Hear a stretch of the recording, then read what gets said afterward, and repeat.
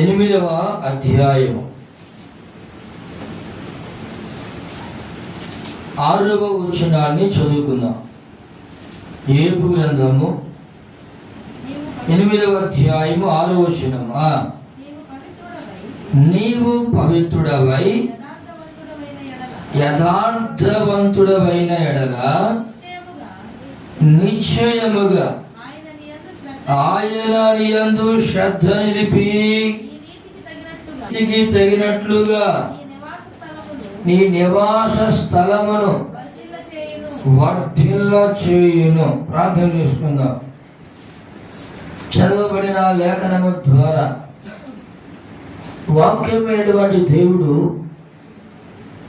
మనతో మాట్లాడినట్లుగా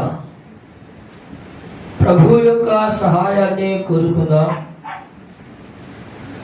ప్రార్థన చేసుకుందాం. పరిశుద్ధుడైన తండ్రి, ప్రేమ నమ్మకము కలిగిన యేసు ప్రభువా, మా పాదములకు వందనాలు స్తోత్రాలు చెల్లిస్తున్నాము నాయన.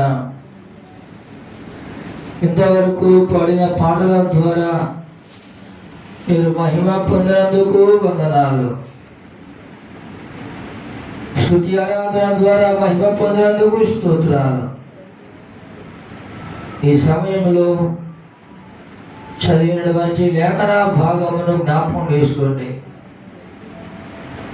ఆనాడు 5 రొట్టెలు 2 చిన్న చేపలు 5,000 మందికి సమృద్ధిగా మీరు పంచిపెట్టి వారిని తృప్తిపరిచినట్లుగా ఈ సమయంలో చదివిన లేఖనం ద్వారా మీరు మాతో మాట్లాడి మమ్మల్ని తృప్తిపరచండి. ప్రతి వారికి వినగలిగిన చెవులను గ్రహించు హృదయం అనుగ్రహించండి. ఈ దాసులైన నన్ను దయతో జ్ఞాపకము చేసుకునండి. నా నడుము కట్టండి, నా నోటాన్ని మాటలుంచండి. బిడ్డలకు అర్థమయ్యే రీతిలో మీరే బోధించి సహాయపడుమని యేసు ప్రభువారి నామం పేరట ప్రార్థన చేసి వేడుకొంచున్నాము తండ్రి, ఆమేన్. మన ప్రభువును రక్షకుడైన యేసు క్రీస్తు ప్రభువారి